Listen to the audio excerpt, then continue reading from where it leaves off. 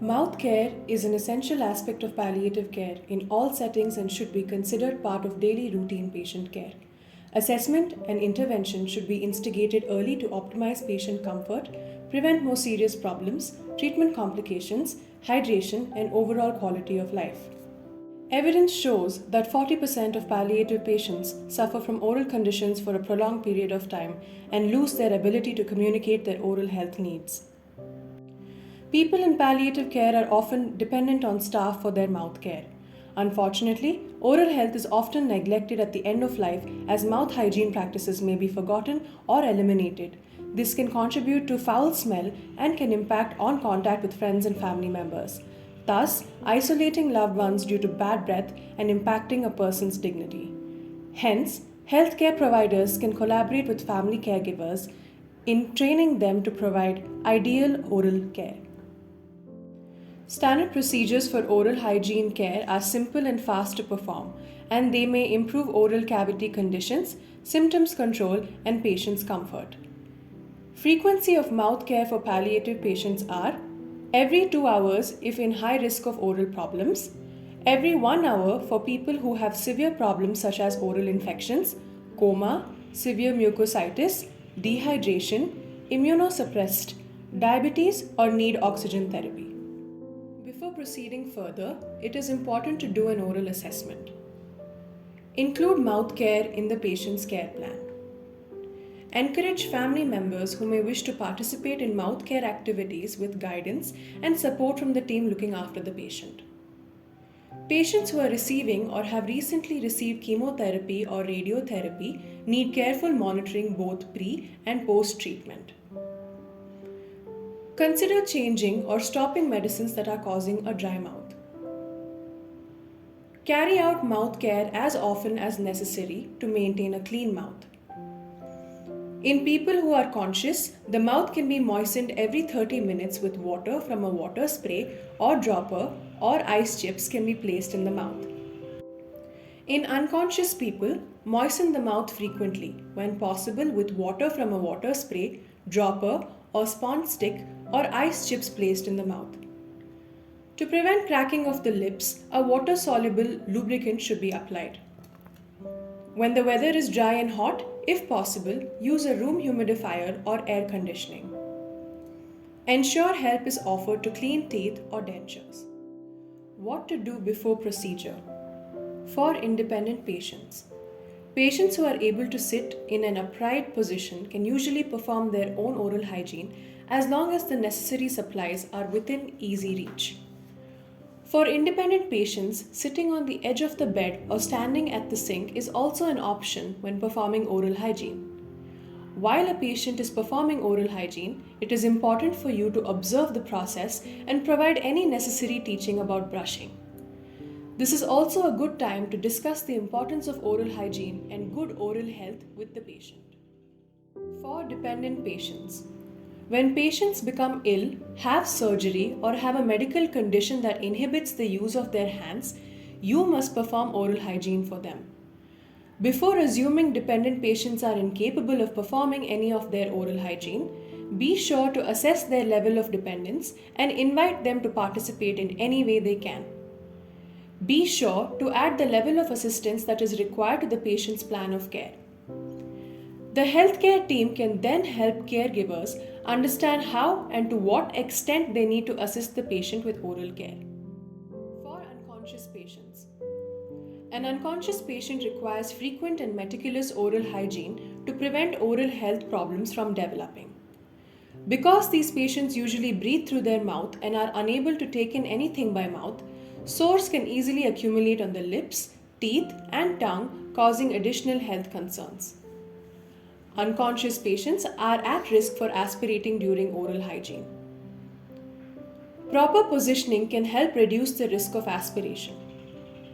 For an unconscious patient, the best position is side lying with the patient's head turned towards you in either a semi-upright position or with the head of the bed flat.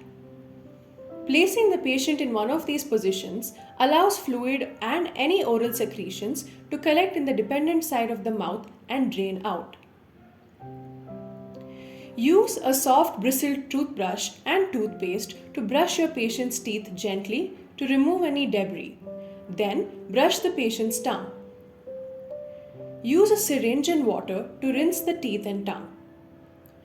Then use foam swabs moistened with diluted salt and soda water to remove crusts and secretions from the mucous membranes of the mouth. Be sure to avoid any oral secretions that pool in the patient's mouth during the procedure. Since an unconscious patient cannot report any mouth pain or discomfort, perform a thorough assessment of the oral cavity each time you provide oral hygiene. If you note any inflammation, infection, sores, or bleeding, initiate treatment immediately since oral health care can affect the patient's overall health status. Oral care procedure for independent patients. Explain the procedure to the patient along with the importance of oral care. This is to ensure adherence to oral care. Assemble all the articles near the patient: toothpaste, toothbrush, water in a jar, 2 small towels, a paper bag, tongue cleaner, Vaseline, and if possible, a rubber sheet as well. Note, if the patient cannot use toothpaste and toothbrush, other cleansing agents can be used. Proper organization of items aids in skilled performance of oral care. Assist the patient in sitting upright. Sitting upright while performing oral care reduces the risk of aspiration. Place the towel below the patient's chin, covering the neck and the chest. If you have access to a rubber sheet, place the towel on top of it. This is to prevent soiling of the patient's clothes. Provide water for the patient and advise the patient to rinse the mouth once. Ask them to spit it in a small basin. This is to wash and hydrate the oral cavity before brushing. Collect the toothpaste and toothbrush and hand it over to the patient.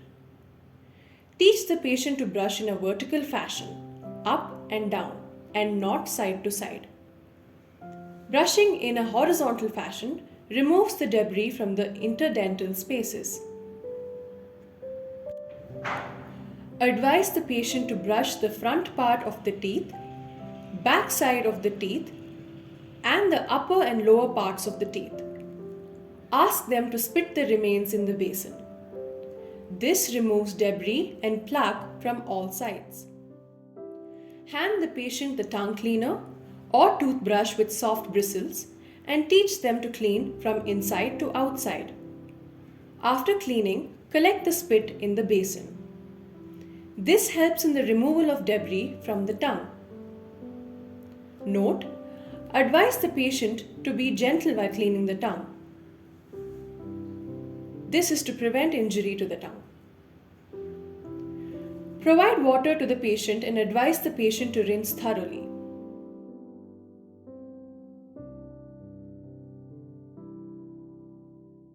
Inadequate rinsing after brushing can cause dryness of mouth. Wash your hands. This is to break the chain of cross-infection. Encourage the patient to perform oral care 2 or 4 times a day. This will promote adherence to care. Good morning, Rajamma. How are you? It is good to know that you're going home. Let me clean your mouth. Your daughter is here with me. As I clean your mouth, I will explain to her the method so that she will be able to do the same for you at home. Hi, Miss Radha. My name is Savita and I am the staff nurse. Before I start, let me tell you what all is needed for the procedure. 2 bowls, one for water and one for oral solution, bottles containing mouth cleaning agents like normal saline, sodium bicarbonate, salt, charcoal and Vaseline. Artery forceps. In case it is not available, you can also wrap gauze on a spoon, toothbrush or a neem stick. Before you start the procedure, Make the patient sit upright. Place the towel below her chin, covering the neck and chest. Wear gloves. Soak the gauze in the oral care solution consisting of salt, soda, and charcoal.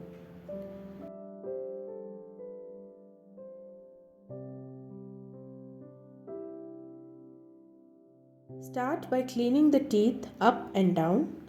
Then, clean the inner side of the mouth. Clean both sides of the mouth by cleaning inside to outside. Repeat the same by soaking the gauze in water to clean the oral cavity. As the gauze piece becomes dirty, use another one. Discard the soiled gauze in a disposable container or paper bag. Hi, Ms. Veena. I'm staff nurse Rishmi. I'm here to help you understand the mouth care procedure. Before we begin, let me tell you the items required. 2 bowls, one for water, one for oral solution. Bottles containing mouth cleaning agents like normal saline, soda bicarb, salt, charcoal, injection metronidazole, Vaseline, tongue depressor. In case if it is not available, you can wrap the spoon with the gauze and use it. Our free faucet. In case if it is not available, you can wrap the other end of the spoon or toothbrush or neem stick with gauze and use it. Position the patient in a side lying or semi upright with the head turned towards you.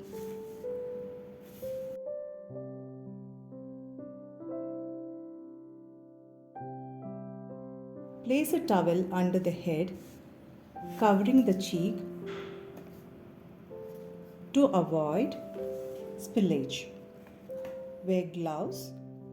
Open the mouth with tongue depressor or spoon wrapped with gauze. Inspect the mouth for any abnormality. Soak the gauze piece in the salt and soda solution and begin to clean the mouth. Clean the sides of the mouth, clean the tongue and palates. Change the gauze piece when it becomes dirty. Discard the soiled gauze in a paper bag. Remove the gloves. Wash your hands. Thank you.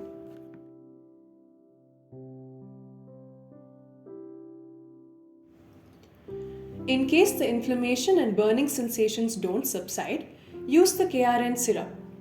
The KRN syrup consists of injection multivitamin 2 ml, syrup mucane gel 10 ml, syrup Benadryl 10 ml, oral morphine syrup 5 mg or oral morphine tablet 10 mg and tablet dexamethasone 2 mg. All of this mixed together becomes the KRN syrup. One dose is equal to 5 ml.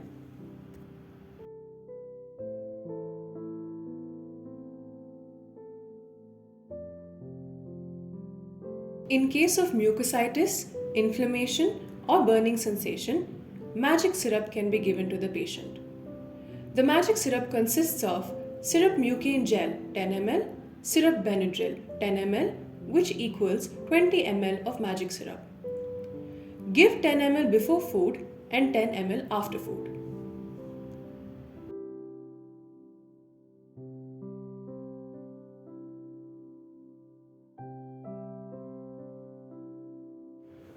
Now, let's see how we can prepare oral care solutions in the home care setting. Preparation of saline solution at home.